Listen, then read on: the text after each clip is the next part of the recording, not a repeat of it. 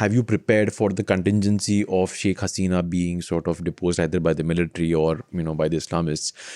I think you were talking mostly about the immediate situation contingency in terms of the logistics of, getting across a plane, some special forces guys to sort of bring her to Delhi. It's a tactical.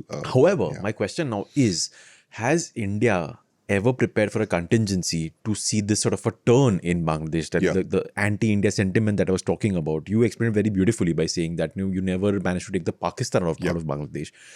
Has the Indian establishment been aware of this fact, and have they been preparing for a situation like this? Well, I'm sure they have. There are plans, and they've been discussed, hinted at in the past as well, where we were prepared to militarily intervene at some point, they say, in the 2010s in Bangladesh. And I'm sure that those plans exist. If the situation were to go beyond a point where India felt that its interests were threatened, you would have to intervene militarily. But I don't see anything happening in Bangladesh now. I must qualify this by saying that I do not see, as terrible as India-Bangladesh relations are in 2025, I do not see any room for Indian military intervention in Bangladesh. And that would be a terrible thing for us to do, right? You intervene in Bangladesh militarily, you get drawn into another military quagmire where that's not our focus as of now.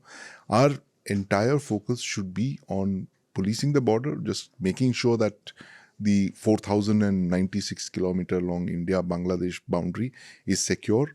There's no infiltration to and fro, and you just keep Bangladesh corralled in that fence area, and not try and do a military intervention. But these are like knee-jerk reactions. They look very good tactically, like Indian forces do this, that, and all that. But what's the end state? What's the end game? So those things have to be thought through very carefully.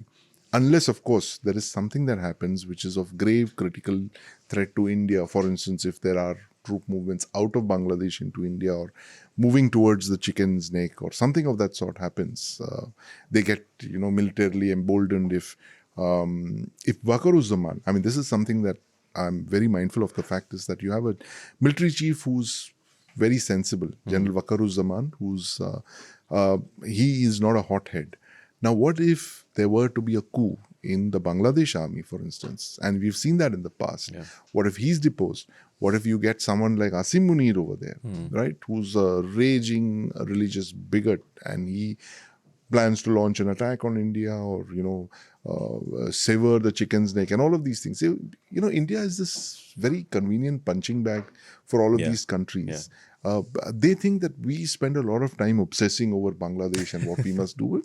We've got other things to do, But for them, one of my friends used to say that, I can understand their predicament. They're surrounded by India on all sides, right? So it's 4,000 kilometers of... They only have two neighbors, Bangladesh. They have India and they have Myanmar. And Myanmar, the border is just about 200 kilometers plus. It's a small border.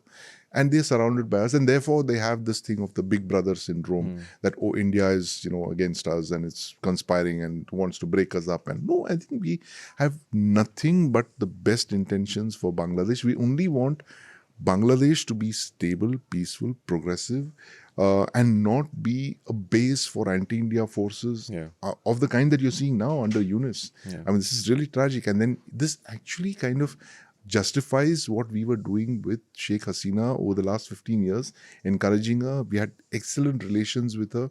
The only thing was we could not settle the Teesta river dispute. Because we could have done it, but for a certain Indian chief minister in a certain Indian state just across the boundary. But there's another big thing that's going to come up, Dev, in 2026, which is the Ganga water sharing agreement, which we have with Bangladesh. That could possibly be an issue in 2026. It's set for a renewal next year. There've been a lot of murmurs on both sides, but I don't see that as a major issue unless some political party takes it up and makes it into another thing, that they're taking our water away or something like that, like you see in Pakistan.